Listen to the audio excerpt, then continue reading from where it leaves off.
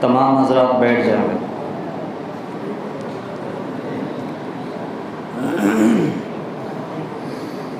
للہ رب العالمین وبہ نستعین، اما بعد فاعوذ باللہ من الشیطان الرجیم، بسم اللہ الرحمن الرحیم۔ وَأَمَّا بِنِعْمَةِ رَبِّكَ فَحَدِّثْ، صدق اللہ المولانا العظیم۔ وقال النبی صلی اللہ علیہ وسلم الدین النصیحہ، او کما قال علیہ الصلاۃ والسلام۔ بھائی جو باہر گیٹ پہ ہیں وہ اندر آ کے بیٹھ جائیں، اور جو اوپر میں گھوم رہے ہیں وہ بھی آ جائیں۔ جب انتظام کا کام شروع ہوگا پھر اوپر جائیں گے۔ آ جائیے، جگہ لے کے بیٹھ جائیے، بالکل مختصر بات ہوگی اور اس کے بعد بات ختم ہو جائے گی۔ الحمدللہ آپ حضرات اپنے گھر بار کو چھوڑ کر اور ضروری کاموں کو چھوڑ کر، اپنی قیمتی سرمایے کو چھوڑ کر صرف دین کی نہج پر جامع مسجد بیلپور 24 کے جوڑ میں تشریف لائے ہیں۔ اس پر آپ کو کیا بدلہ ملے گا، کیا انعام ملے گا، یہ میں تو نہیں کہہ سکتا، لیکن آپ صلی اللہ علیہ وسلم کی ایک روایت سناتا ہوں۔ سرور کائنات جناب محمد رسول اللہ صلی اللہ علیہ وسلم نے فرمایا کہ قیامت کے دن بعض لوگ نور کے ممبروں پر بیٹھے ہوں گے۔ نور کا ممبر سمجھتے ہیں، اللہ تعالیٰ خود نور کا ہے۔ وَلِلَّهِ نُورُ السَّمَاوَاتِ وَالْأَرْضِ، اللہ تعالیٰ کیا ہے؟ آسمان و زمین کا نور ہے۔ اللہ تعالیٰ خود نور سے بنا ہے، اور اللہ نے فرشتوں کو بھی نور سے بنایا ہے۔ دنیا کے اندر جتنی بھی چیزیں ہیں ان میں سب سے الگ کوالٹی، الگ خوبی، الگ چیز نور ہے، جس نور کو اللہ تعالیٰ نے اپنے لیے خاص کیا۔ اس سے اندازہ لگائیے نور کتنی اعلیٰ شے ہے، کتنی قیمتی چیز ہے۔ اس نور کے ممبر پر بعض لوگوں کو اللہ تعالیٰ بٹھائیں گے۔ وہ کون لوگ ہوں گے؟ وہ مختلف جگہ سے اپنے گھر، اپنے بار، اپنے رشتہ دار اور اپنے تمام ضروری کاموں کو چھوڑ کر صرف دین کی بنیاد پر ایک جگہ جا کر جمع ہوا ہو، صرف دین حاصل کرنے کے لیے ایک جگہ جمع ہوا ہو، تو اللہ تبارک تعالیٰ اس کے عوض میں، اس کے بدلے میں نور کا ممبر عطا فرمائیں گے۔ صحابہ نے پوچھا یا رسول اللہ، وہ کیا نبی ہوں گے، شہداء ہوں گے، صالحین ہوں گے، وہ کون لوگ ہوں گے؟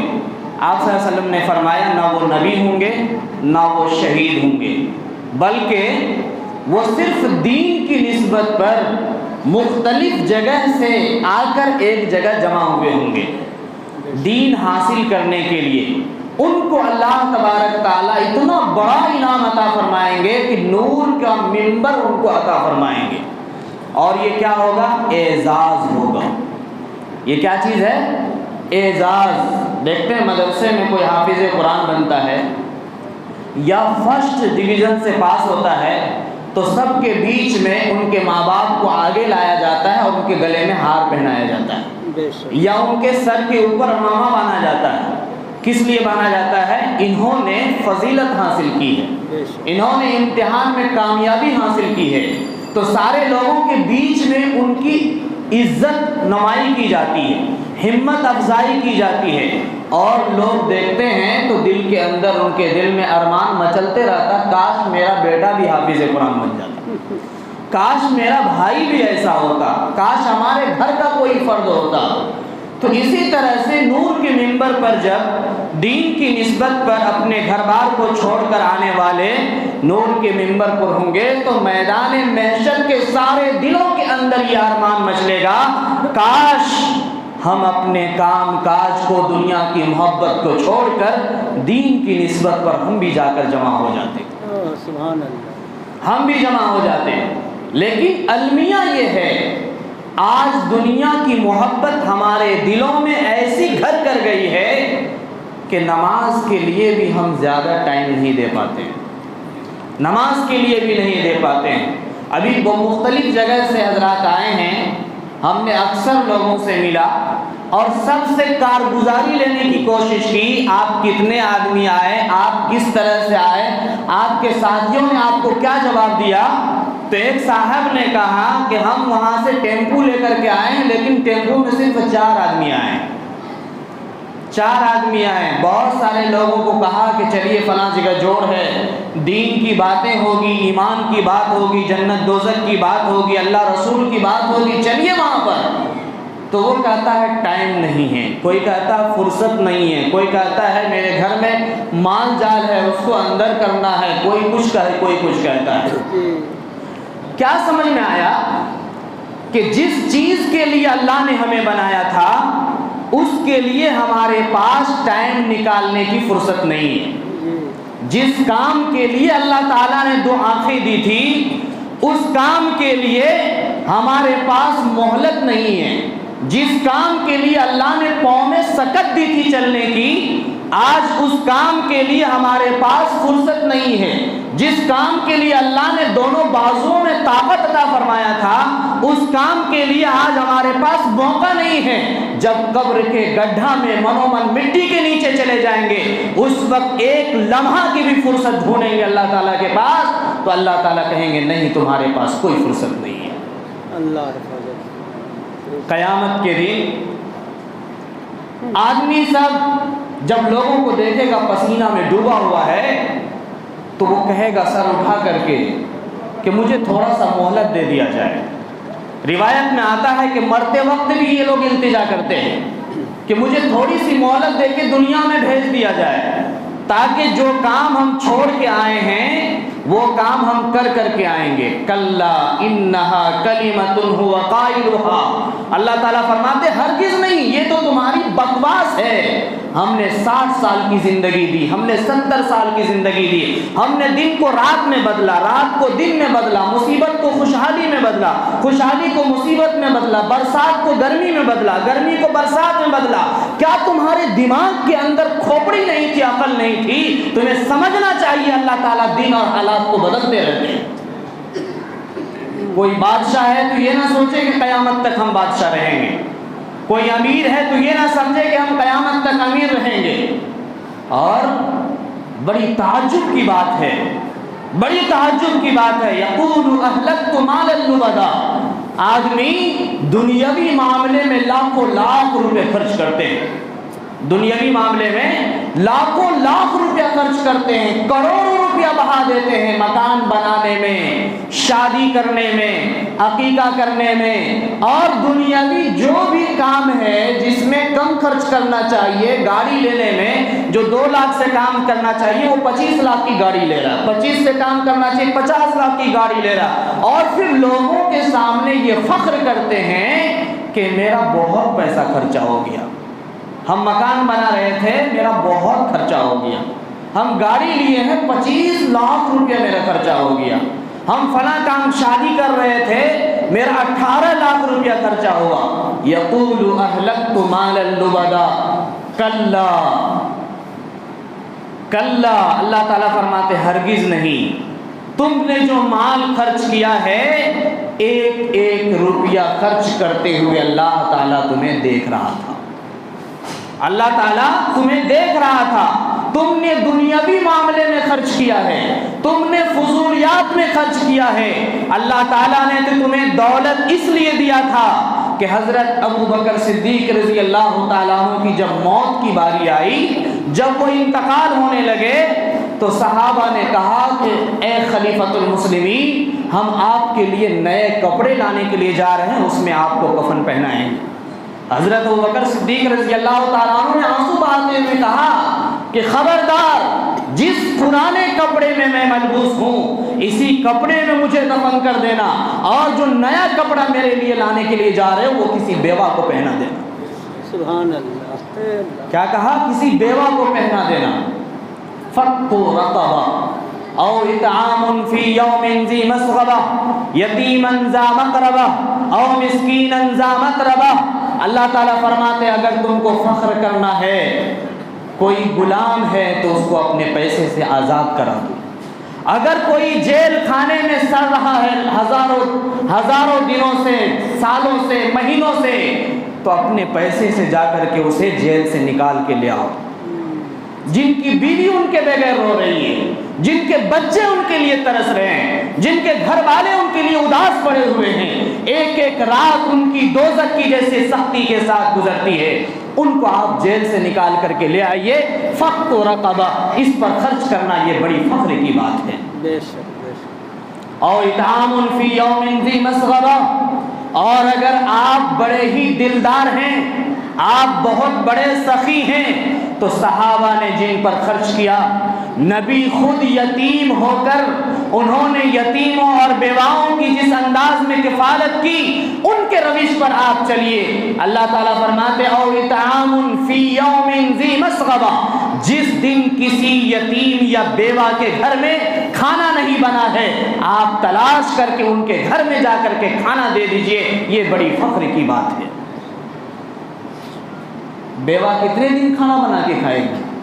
شوہر تھے، بچے خوشحال تھے، بیوی خوشحال تھی، گھر میں سب خوشحال تھے، وہ مقدس اسلام کی شہزادیاں پردہ کے بغیر کبھی گھر سے باہر نہیں نکلتی تھی۔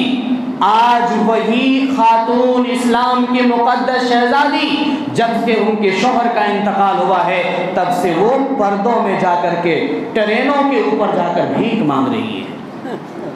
آج وہ ریلوے ٹریک کے اوپر، آج وہ اسٹیشنوں کے اوپر منہ کو ڈھکی ہوئی ہے تاکہ میرے منہ کو کوئی دیکھ کر پہچان نہ لے، اور ہمارے اور آپ کے سامنے ہاتھ پھیلا رہی ہے۔ کس بستی کے اندر مالدار مسلمان نہیں ہے؟ کون سی بستی ہے جس میں عقل مند مسلمان نہیں ہے؟ کیا ہمیں صرف 40 دن، 4 مہینہ، 3 دن لگا لینے سے کام چل جائے گا؟ کیا اس میں نبی کا یہ حکم نہیں ہے کہ اگر آپ کے بستی میں کوئی بھی بیوہ عورت ہے تو سب سے پہلا لازمی تقاضا ہے آپ کے لیے کہ پہلے ان کی پیٹ بھریے، ان کی پرورش کیجئے، ان کے کھانے کا انتظام کیجئے۔ پہلے پیٹ ہے، اس کے بعد عمل ہے۔ کیا کہا؟ اگر آپ کو بھوک لگ گئی ہے، بھوک شدید لگ گئی ہے، نماز کھڑی ہو رہی ہے، پہلے آپ کھانا کھا لیجئے، تب جا کر کے نماز پڑھیں۔ کیوں؟ اس لیے کہ نماز کہیں کھانا نہ بن جائے۔ نیت بانے ہیں اور ذہن اور دماغ کہاں ہے؟ کھانے کے اوپر ہے، پیٹ میں کیڑا کاٹ رہا ہے، شدید بھوک لگی ہوئی ہے، کھا لیتے تو بہتر ہوتا۔ اب نماز میں خشوع و خضوع نہیں مل رہا ہے، نماز میں اطمینان نہیں مل رہا، نماز میں سکون نہیں مل رہا۔ ایسے بے سکون، بے اعتدال نماز سے بہتر ہے کہ پہلے اطمینان سے کھانا کھا لیجئے اور اس کے بعد مسجد کے کونے میں جا کر اکیلے نماز پڑھ لیجئے، یہ بہتر ہے۔ اور اطعام فی یوم ذی مسغبہ یتیما ذا مقربہ، اللہ تعالیٰ فرماتے ہیں آپ کے رشتہ داروں میں اگر کوئی یتیم بچہ ہے اور اللہ نے آپ کو واقعی میں مال دیا ہے، جائیداد دیا ہے، زمین دیا ہے، کھیتی کھلیان دیا ہے اور سب کچھ دیا ہے، تو اللہ تعالیٰ کی نعمتوں کو آپ بیان کیجئے، اور آپ کے رشتہ داروں میں کوئی یتیم بچہ ہے تو اس کی سب سے پہلے کفالت کیجئے، سب سے پہلے یتیم بچے کی کفالت کیجئے۔ یتیما ذا مقربہ او مسکینا ذا متربہ، اللہ تعالیٰ فرماتے ہیں کہ جو نہایت درجے کے مسکین ہے، وہ مسکین جو ایک دن کھانا کھاتا ہے تو ہفتوں تک بھوکا رہتا ہے، ہفتہ ہفتہ ان کے پیٹ کے اندر چاول نہیں جاتا ہے، ہفتہ ہفتہ ان کے پیٹ کے اندر روٹی نہیں جاتی ہے، وہ روڈ پر پڑا ہوا ہے پرانے پھٹے کپڑے میں، اور ایک پیالہ لے کر کے پیالہ ہاتھ میں لے کر کے بیٹھا ہوا ہے، مرد ہو یا عورت ہو، کوئی اسے محبت کی نظر سے نہیں دیکھتا، کوئی ان کو کھانا پہنچانے کے لیے نہیں جاتا، کیا وہ اللہ کا مخلوق نہیں ہے؟ بے شک کیا اللہ نے اس کو ان کے ماں کے پیٹ میں پیدا نہیں کیا ہے؟ کیا وہ اللہ تعالیٰ کا کنبہ نہیں ہے؟ کیا آپ نے نہیں پڑھا کہ تم اللہ کے کنبہ پر مہربانی کرو، اللہ کے مخلوق پر مہربانی کرو، اللہ تم پر مہربانی کرے گا؟ بے شک بے شک یہ ہے کرنے کا کام۔ اور اطعام فی یوم ذی مسغبہ یتیما ذا مقربہ اور مسکینا ذا متربہ، جو بالکل زمین سے نپٹا ہوا ہے، زمین میں دبا ہوا ہے، دونوں ہاتھ نہیں ہے، دونوں پاؤں نہیں ہے، کوئی جا کر روڈ پر ڈال دیا ہے اور وہاں پر جا کر کے پیالہ رکھ دیا ہے، وہ بیٹھا ہوا ہے چپ چاپ، منہ میں آواز نہیں ہے، اسے کوئی کھانا کھلائے، وہ کسی سے کھانا مانگے، پاؤں نہیں ہے کہ کہیں چل کر کے جا کر کے وہ کسی سے کھانا مانگ لے، ہاتھ نہیں ہے کہ کسی کے سامنے ہاتھ پھیلا دے، ایسے مجبور آدمی کو چاہے جہاں بھی آپ کو نظر آ جائے، جہاں بھی مل جائے، سب سے پہلے آپ کے اوپر فرض ہے، عبادت سے بھی زیادہ اہم فرض ہے کہ اس بھوکے آدمی کو ڈھونڈ کر آپ کھانا کھلائیں۔ بے شک بے شک یہ کام بہت کم لوگ کرتے ہیں، یہ کام بہت کم لوگ کرتے ہیں۔ آپ صلی اللہ علیہ وسلم کی پوری زندگی سورہ ضحیٰ میں اللہ تعالیٰ نے بیان فرمائی، پوری زندگی ہے، وَالضُّحَىٰ وَاللَّيْلِ إِذَا سَجَىٰ مَا وَدَّعَكَ رَبُّكَ وَمَا قَلَىٰ۔ اللہ تعالیٰ فرماتے ہیں قسم ہے ضحیٰ کی، وَالضُّحَىٰ وَاللَّيْلِ إِذَا سَجَىٰ، جس وقت وہ چڑھ جائے، ضحیٰ کس وقت کے ٹائم کو کہتے ہیں؟ جب سورج آسمان کی طرف چڑھنے لگتا ہے۔ اللہ تعالیٰ اس میں پیشین گوئی دے رہے ہیں، اے محمد، یہ لوگ جو آپ کو ستاتے ہیں، آپ پر ظلم کرتے ہیں، آپ کے راستے میں کانٹے بچھاتے ہیں، آپ کے گلے میں اوجھری ڈالتے ہیں اور آپ کے اوپر کوڑے برساتے ہیں، آپ کو گالی دیتے ہیں، آپ کو ساحر اور جادوگر کہتے ہیں، آپ کو دیوانہ کہتے ہیں، آپ کے رشتہ داروں کو آپ سے کاٹنے کی بات کرتے ہیں، وَالضُّحَىٰ وَاللَّيْلِ إِذَا سَجَىٰ، قسم ہے اللہ کی، جس طرح سے رات اپنے تاریکی کے ساتھ نہیں رہ سکتی، ایسے ہی آپ کے اوپر جو ظلم ہو رہا ہے، آپ کو جو یہ لوگ پریشان کر رہے ہیں، یہ پریشانی زیادہ دن چلنے والی نہیں ہے، یہ ختم ہونے والی ہے۔ وَالضُّحَىٰ وَاللَّيْلِ إِذَا سَجَىٰ مَا وَدَّعَكَ رَبُّكَ وَمَا قَلَىٰ، آپ کی انگلی کٹ گئی اور اس سے خون ٹپک رہا ہے، آپ صلی اللہ علیہ وسلم فرماتے ہیں، اے انگلی، یہ خون اللہ کی امانت ہے اور تم خون بہا رہی ہو، مجھے اس پر کوئی افسوس نہیں، یہ اللہ کے حوالے ہے۔ اللہ تبارک تعالیٰ کو تھوڑی سی بات بری لگ گئی، اللہ تعالیٰ نے 17 یا 18 دن تک وہی نازل کرنا بند کر دیا، وہی نازل کرنا بند کر دیا۔ یہود، کفار مکہ، قریش، وہ سب آ کر کے کہنے لگے آپ کے اللہ نے آپ کو چھوڑ دیا ہے، آپ کا اللہ آپ سے بیزار ہو چکا ہے، اب آپ کا اللہ آپ کے پاس کبھی نہیں آئے گا، آپ کی مدد کبھی نہیں کرے گا۔ اللہ تعالیٰ فرماتے ہیں ما ودعک ربک وما قلی، آپ کے اللہ نے آپ کو نہیں چھوڑا ہے، نہ آپ کا رب آپ سے بیزار ہوا ہے۔ وَلَلْآخِرَةُ خَيْرٌ لَكَ مِنَ الْأُولَىٰ، اور کان کھول کر کے سن لیجئے، یہ دنیا وہ آخرت یہ سب اللہ کے لیے، دنیا بھی اللہ کے لیے اور آخرت بھی اللہ کے لیے، اس لیے دنیا میں جو بھی کام ہو وہ کام اللہ کے لیے ہونا چاہیے، اللہ کی رضامندی کے لیے ہونا چاہیے۔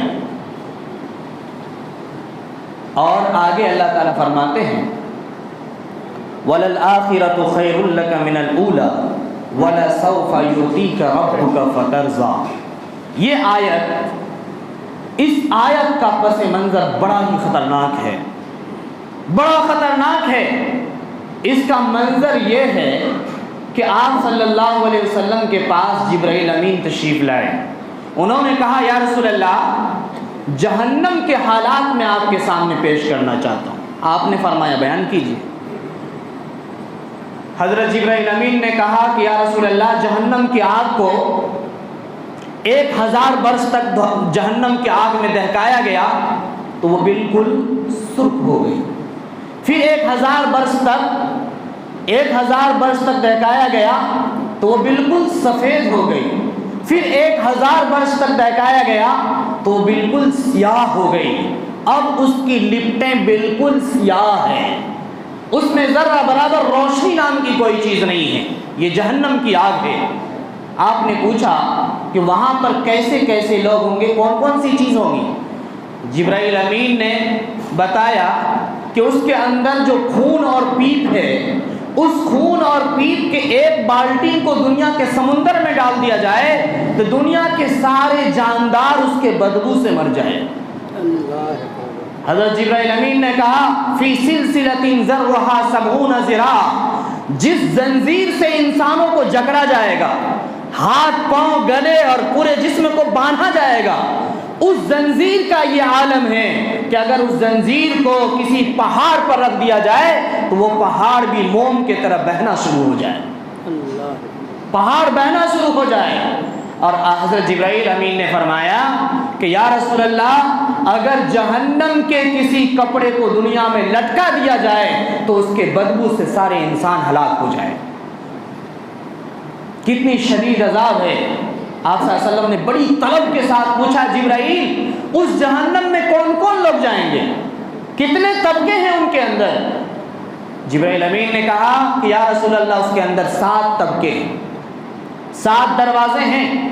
7 دروازے سے لوگ جائیں گے. کسی سے مشرکین جائیں گے, کسی سے صابی جائیں گے, کسی سے یہودی جائیں گے, کسی سے نصارہ جائیں گے, کسی سے سورج کی پوجا کرنے والے جائیں گے, اور کسی سے بتوں کی پوجا کرنے والے جائیں گے. 6 کو بیان کیا, 7ویں پر جا کر ٹھہر گئے. جبرائیل امین سے آپ صلی اللہ علیہ وسلم نے فرمایا کہ جبرائیل 7ویں دروازے میں کون جائے گا؟ تو انہوں نے کہا یا رسول اللہ بس کیجیے, ان کے بارے میں نہ پوچھیے, ان کے بارے میں نہ پوچھیے. کیوں بولا؟ اس لیے کہ آپ صلی اللہ علیہ وسلم پہلے سے ہی اپنی امت کے لیے اتنا غمگین رہتے تھے, اتنا غمگین رہتے تھے, اتنی تڑپ رہتی تھی کہ ایک بھی امتی میری جہنم میں نہ جائے. اس لیے ایک آدمی کے پاس 70 بار جاتے ہیں. کوئی جاتا ہے آج کے دور میں؟ جی نہیں. 70 بار کسی کے دروازے پہ کوئی گیا ہوگا؟ جی نہیں. ایک دن میں 70 بار آپ جا رہے ہیں, اس امید کے ساتھ جا رہے ہیں کہ میری امتی جہنم میں نہ جائے. جبرائیل امین کہتے ہیں یا رسول اللہ بس کیجئے. کہا نہیں, بتائیے. جبرائیل امین نے کہا یا رسول اللہ, 7ویں دروازے میں آپ کے امتی کے وہ لوگ جائیں گے جو کبیرہ گناہ کیے ہیں, بغیر توبہ کیے ہوئے مر گئے. بس جبرائیل امین سے سلام کیے اور وہاں سے سلام کرنے کے بعد آپ اپنے حجرے میں آ گئے, اندر سے کنڈی لگایا اور سجدے میں گر گئے. مصلے پر اتنا روئے کہ داڑھی مبارک تر ہو گئی, پورا مصلی سیراب ہو گیا آنسو سے. 3 دن تک اس طرح سے آپ صلی اللہ علیہ وسلم روتے رہے. 3 دن 3 رات گزر گیا. حضرت ابوبکر صدیق رضی اللہ عنہ نماز کے ٹائم میں جاتے تھے, نماز پڑھتے تھے, کسی سے بات نہیں کرتے تھے, پھر آ کر کے روتے تھے اللہ کے سامنے. جبرائیل امین بڑی غم میں نڈھال ہے, اللہ تعالیٰ سے بار بار کہہ رہے ہیں کہ اللہ, آپ کا حبیب, آپ کے آخری نبی کتنا زیادہ پریشان ہے, کتنا رو رہے ہیں. اللہ تعالیٰ فرماتے مجھے پتہ ہے, مجھے پتا ہے, میں بھلانا چاہتا ہوں, میں پکانا چاہتا ہوں, میں کھڑا کرنا چاہتا ہوں, کیونکہ نبی یتیم پیدا کیے گئے تھے. وہ یتیم جن کا کوئی سہارا نہیں تھا. الم یجد کا یتیما فآوا, اللہ تعالیٰ فرماتے ہم نے بے سہارا ان کو پیدا کیا تھا, لیکن فآوا, ہم نے اسے کیا کیا, ٹھکانہ دے دیا. ٹھکانہ بھی کیسا؟ جب آپ پیدا ہوئے تو آپ کے والد دنیا میں نہیں ہیں. 6 سال ہوا, جب دوڑنے لگے, چلنے لگے تو ماں کا سایہ اتر گیا. 8 سال کے ہوئے, عبد المطلب چلے گئے. دیکھیے اللہ تبارک تعالیٰ ٹھکانہ کس طرح سے دیتے ہیں. سب سے پہلے تو اللہ نے ان کے ماں کے دل میں ایسی محبت ڈال دی آپ صلی اللہ علیہ وسلم کی کہ اتنی محبت کسی کو دنیا میں دیا نہیں گیا. اور ان کے گزرنے کے بعد اللہ تعالیٰ نے عبد المطلب کے دل میں ان کی محبت ڈال دی, جن کو سب کچھ سے زیادہ قیمتی سمجھتے تھے. اور ان کے گزرنے کے بعد ابو طالب کے دل میں محبت ڈال دی. ان کے گزر جانے کے بعد اللہ تبارک تعالیٰ نے ساری امت کے دل میں آپ کی محبت ڈال دی. سبحان اللہ. پھر کیا ہوا؟ جبرائیل امین اللہ تعالیٰ سے بات کر رہے ہیں، اللہ تعالیٰ کہتے ہیں رہنے دو، میں دیکھ رہا ہوں کتنا برداشت کرتے ہیں۔ حضرت ابوبکر صدیق رضی اللہ تعالیٰ عنہ آئے، کنڈی کھٹکھٹایا، سلام کیا، اندر سے کوئی جواب نہیں آیا۔ اس کے بعد حضرت ابوبکر صدیق کے بعد حضرت عمر آئے، حضرت عثمان غنی آئے، تیسرے چوتھے مرحلے میں حضرت فاطمہ رضی اللہ تعالیٰ عنہ آئی۔ انہوں نے کنڈی کھٹکھٹا کر کے سلام کیا اور کہا میں آپ کی لخت جگر بیٹی فاطمہ ہوں، آپ دروازہ کھولنے میں بہت پریشان ہوں، آپ کے صحابہ بہت زیادہ شدید غمگین ہیں، غم میں ڈوبے ہوئے ہیں، آخر آپ کو ہوا کیا ہے؟ دروازہ کھولتے ہیں تو دیکھتے ہیں پورا چہرہ ایک دم سرخ لال ہے، آنکھ سے آنسو ڈب ڈب آ رہا ہے۔ پوچھا یا رسول اللہ کیا ہوا؟ کہا کچھ نہیں، صبر کرو، اللہ سے دعا مانگو۔ بڑی اصرار کرنے کے بعد آپ صلی اللہ علیہ وسلم نے حضرت جبرائیل امین کی وہ ساری کہانی سنایا، اور پھر بڑی تعجب میں آپ صلی اللہ علیہ وسلم نے کہا میری امتی بھی جہنم میں جائے گی۔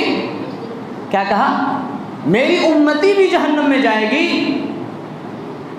اور پھر جبرائیل امین ادھر سے تشریف لائے، وَلَسَوْفَ يُعْطِيكَ رَبُّكَ فَتَرْضَىٰ، ان قریب آپ کا رب آپ کو اتنا نوازے گا کہ آپ اپنے رب سے خوش ہو جائیں گے۔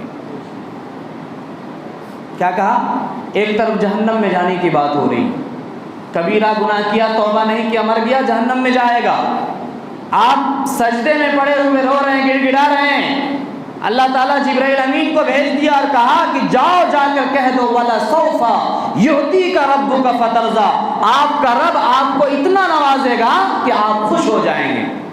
صحابہ نے پوچھا یا رسول اللہ آپ اپنے اللہ سے کب خوش ہوں گے؟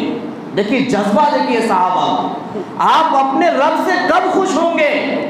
آپ صلی اللہ علیہ وسلم نے فرمایا قیامت کے دن جب میں سجدہ میں جاؤں گا تو میری ایک ایک امتی جب تک جہنم سے نکل کر جنت میں نہیں چلی جائے گی میں سجدہ سے سر نہیں اٹھاؤں گا، میں سجدہ سے سر نہیں اٹھاؤں گا۔ میرے بھائیوں، جو نبی دن دن بھر رات رات بھر ہمارے لیے روتے تھے، ان کے دین کے لیے آج ہمارے پاس ٹائم نہیں ہے، ہمارے پاس فرصت نہیں ہے۔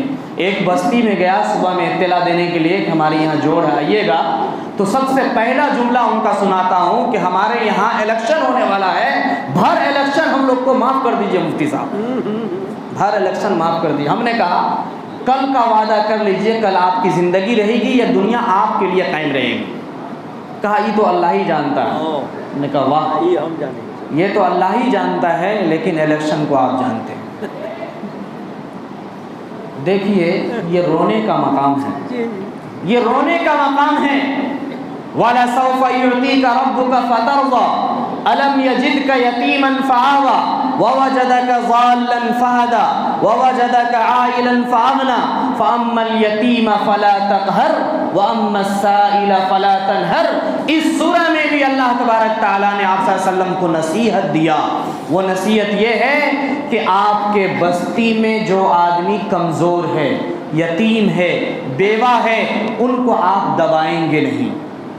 کیا کریں گے؟ ان کو آپ دبائیں گے نہیں، ڈانٹیں گے نہیں، غلط نظر سے نہیں دیکھیں گے، حقیر نظر سے نہیں دیکھیں گے۔ لیکن المیہ یہ ہے کہ کسی غریب کی لڑکی سے اگر تھوڑی سی غلطی ہو جائے تو ان کی عزتوں کو شاہراہ پر لا کر نیلام کیا جاتا ہے۔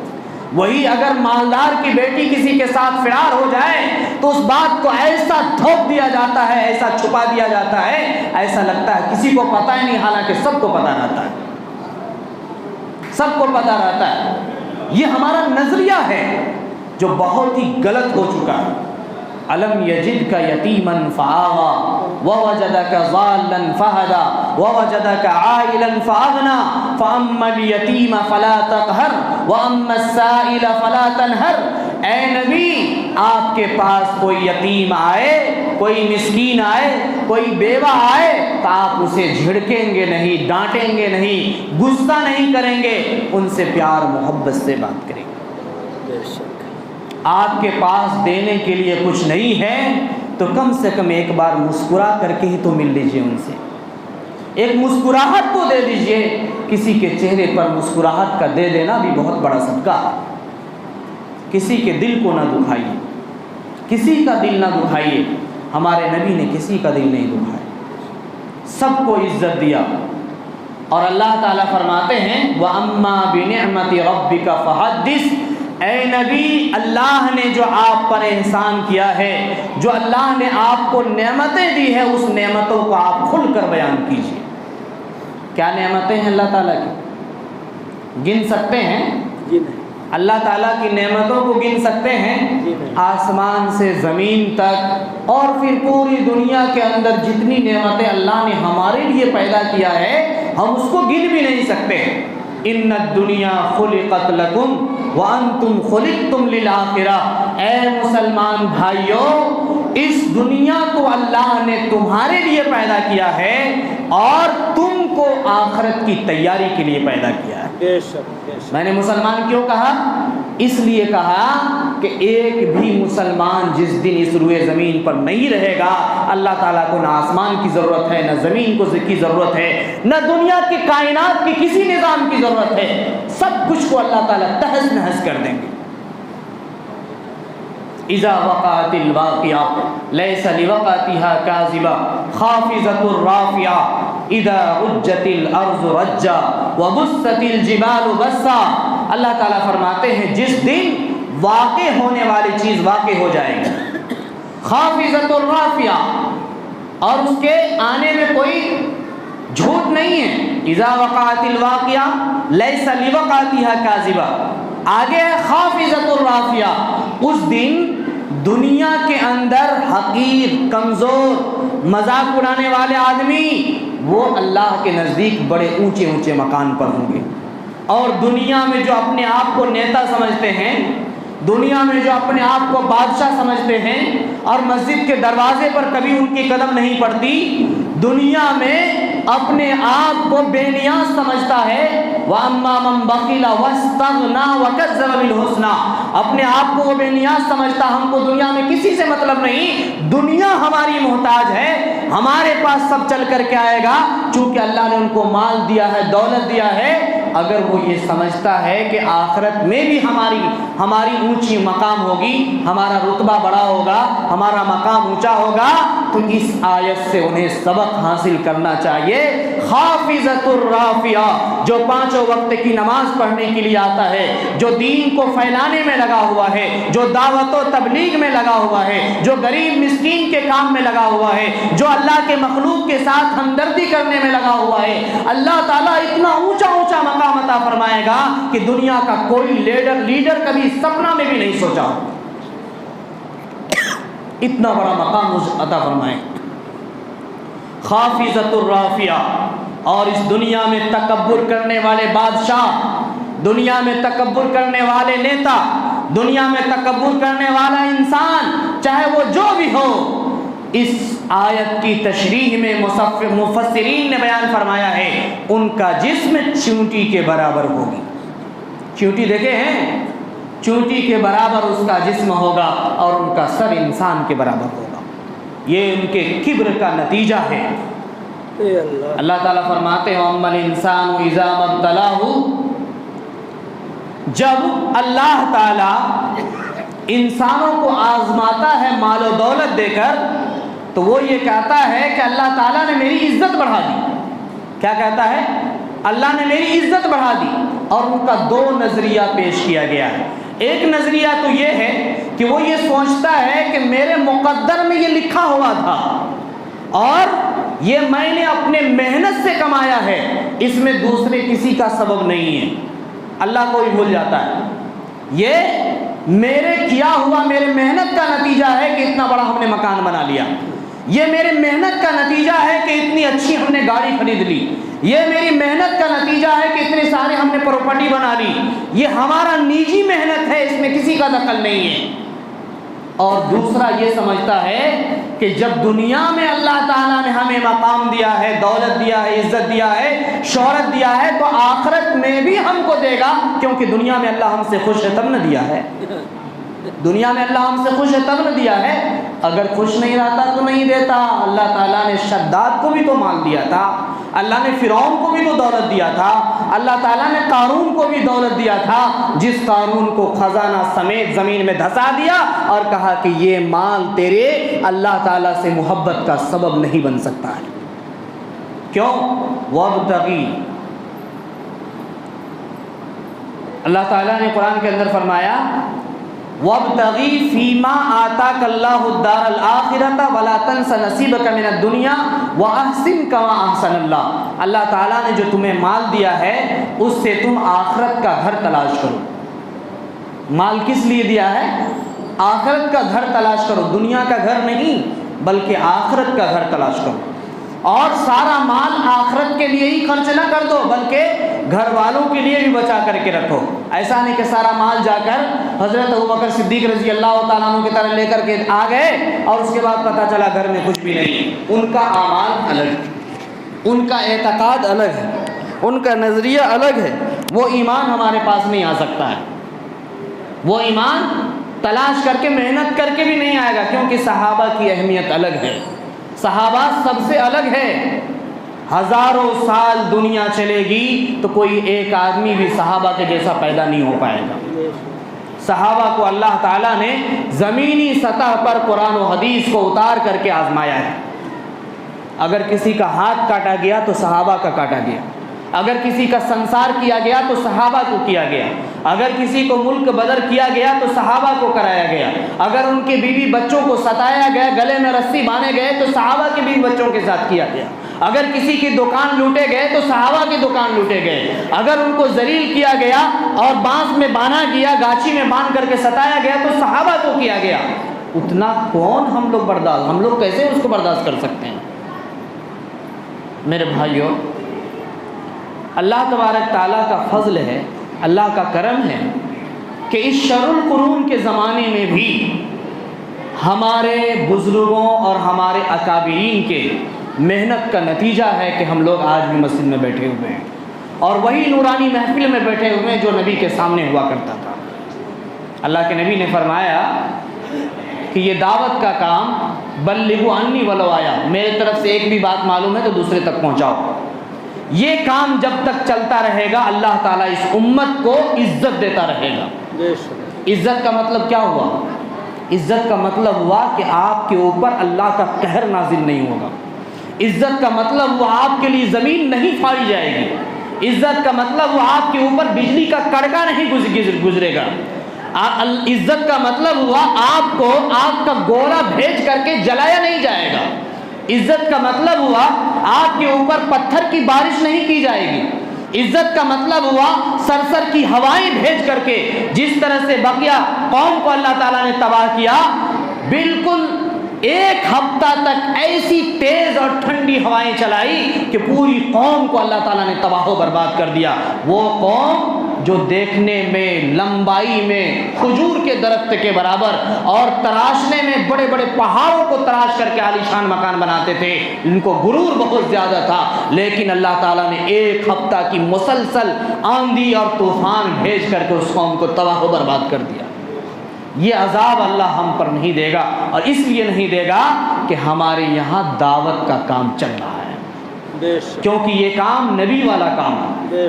کس کا کام ہے؟ نبی والا کام ہے، اور اس کام کی برکت ہے کہ آج پوری دنیا کے اندر مسلمانوں کی تعداد بہت زیادہ بڑھ رہی ہے، بہت زیادہ بڑھ رہی ہے، اور مسلمان ہے، الحمدللہ مسلمان ہے تو اس محنت کی وجہ سے ہے۔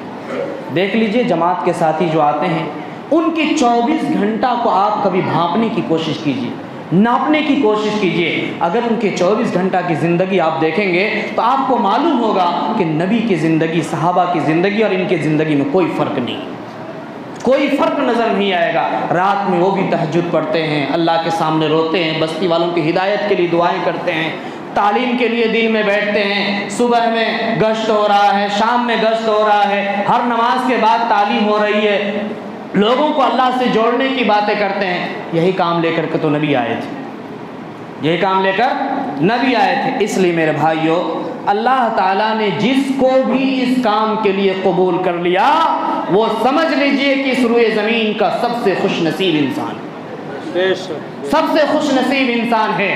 اور یہ اگر آپ اپنے نظروں سے دیکھنا چاہتے ہیں تو مسلسل آپ مغرب کے بعد اوابین کی نماز پڑھیں، اور پڑھنے کے بعد روز اللہ سے دعا کیجئے اللہ میرے مقام کو دکھا دیجئے، اللہ تعالیٰ آپ کے مقام کو دکھا دے گا۔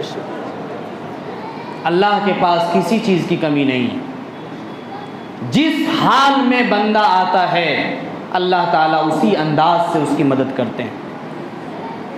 کوفہ کے جو وہ تھے کیا بولتے کولی، وہ جا رہے تھے پکڑ کر کے جو راستے میں جنگل میں باندھ دیا تھا، کہا تھا اب تم کو مار دیں گے، تو انہوں نے کیا کہا تھا بس 2 رکعت نماز پڑھنے دیجیے، اور اس کے بعد ہم کو مار دیجیے گا، میرا جو سامان چھیننا ہے چھین لیجیے گا۔ نماز پڑھا، انہوں نے دعائیں کی، امن یجیب المضطر اذا دعاہ، اللہ تعالیٰ فرماتے جب کوئی مضطرب آدمی مشکلات میں پھنس جاتا ہے، پریشانی میں الجھ جاتا ہے، جہاں اللہ کے سوا کوئی مددگار نہیں نظر آتا ہے، اور وہ بندہ اللہ کے سامنے ہاتھ اٹھاتا ہے تو اللہ تعالیٰ ڈائریکٹ ان کی مدد کرتے ہیں، جس طرح سے اللہ نے ابراہیم علیہ السلام کی آگ میں مدد کی، یونس علیہ السلام کی اللہ تعالیٰ نے سمندر میں مدد کی، یوسف علیہ السلام کو اللہ تعالیٰ نے کنویں میں مدد کیا، اور حضرت آدم علیہ السلام کو اللہ تعالیٰ نے دنیا میں مدد کیا۔ یہ ڈائریکٹ مدد ہے۔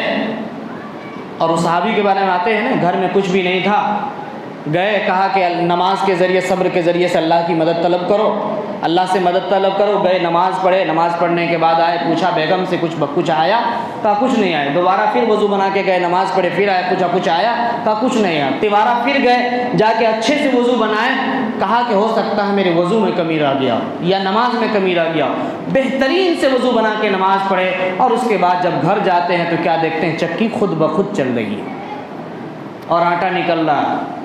کہاں سے آیا وہ آٹا؟ کوئی تھا وہاں پہ جنات شیطان آ کے چلا دیا تھا؟ یہ اللہ کی ڈائریکٹ مدد تھی۔ آج ہم اگر پوچھیں کہ درخت کے اندر جو پھل آتا ہے وہ پھل کہاں سے آ رہا ہے تو بولیں گے درخت سے۔ درختوں کو کاٹ کے دیکھیے ایک بھی پھل نظر نہیں آئے گا۔ گیہوں اناج چاول کہاں سے آ رہا ہے تو بولیں گے زمین سے۔ زمین کو کھود کے دیکھیے کہیں اناج رکھا ہوا نہیں ہے، کہیں گیہوں رکھا ہوا نہیں ہے۔ کہاں سے آتا ہے؟ اللہ کے حکم سے آتا۔ اللہ اگر چاہے تو ایک دن میں سب کو بھوکے رکھ کر کے مار سکتا ہے، تباہ و برباد کر سکتا ہے۔ ایک دن ہوا بند کر دیں 1 منٹ کے لیے سب ختم ہو جائیں۔ میرے بھائیو، اللہ کا بڑا احسان ہے ہمارے اوپر، اور وہ احسان کا بس ایک ہی نتیجہ ہے کہ ہم اپنے وقت کو قیمتی بنائیں، اچھے کام میں لگائیں، دین کے کام میں لگائیں، شریعت کے کام میں لگائیں، جماعت کے کام میں لگائیں، دعوت و تبلیغ کے کام میں لگائیں۔ ہمارے صحابہ نے بڑی بڑی قربانیاں دی ہے، تب جا کر کے ہم تک ایمان پہنچا ہے۔ ہم بھی قربانی دیں گے تو ہمارے بہت سارے بھائی ایسے ہیں جو درختوں کی سجدہ کر رہے ہیں، جو پتھروں کے سامنے سجدہ کر رہے ہیں، جو کس کے سامنے نہ جانے ہاتھ پھیلا رہے ہیں، وہ بھی اس آسرے میں، اس امید میں ہے کہ ہمارے پاس بھی کوئی دین لے کر کے آئے، وہ بھی اس امید میں ہے کہ ہمیں بھی کوئی اچھی بات آ کر کے بتائے، ہدایت کا راستہ دکھائے۔ تو میرے بھائیوں، اگر آج ہم بھی کسی جگہ جا کر کے گھنٹی بجاتے ہوتے تو ہمارا حال کیا ہوتا؟ یہ تو اللہ کا کرم تھا کہ اللہ نے ہمیں ایمان کی توفیق دی، ایمان والوں کے گھر میں پیدا کیا، اور اللہ تعالیٰ نے صحابہ کے ذریعے سے ہم تک ایمان پہنچوایا۔ ہم سب کی ذمہ داری ہے کہ اس کام کو ہم کریں، اور جہاں تک دین نہیں پہنچا ہے وہاں تک ہم دین پہنچائیں گے بھائی۔ سارے لوگ تیار ہیں؟ تو بتائیں اب یہ باتیں جو ہوئی حدیث قرآن کی روشنی بتائیں چند منٹ میں کون کون احباب تیار ہیں کہ ہم بھی یہ کلمہ اور نماز کی دعوت دوسرے تک پہنچائیں گے انشاءاللہ۔